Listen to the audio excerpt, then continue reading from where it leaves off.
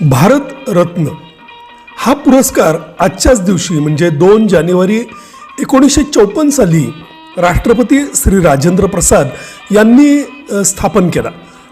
भारताचा हा सर्वोच्च नागरिक सन्मान आहे। कला, साहित्य, विज्ञान, सार्वजनिक सेवा आणि खेळ यासाठी उत्तुंग कामगिरी करणाऱ्या व्यक्तिमत्वांना या पुरस्कारानं गौरवण्यात येतं। पहिला भारतरत्न 1954 साली दिला गेला। पूर्वी या पदकावर 35 मिलीमीटर गोलाकार सोन्याच्या पदकावरती एक सूर्य आणि वरती हिंदीमध्ये भारतरत्न लिहिलेलं असायचं आणि खाली पुष्पमाला असायची।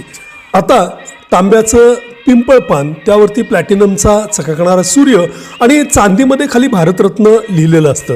पांढऱ्या रिबिनसह हे विजेत्याच्या गळ्यामध्ये घातलं जातं।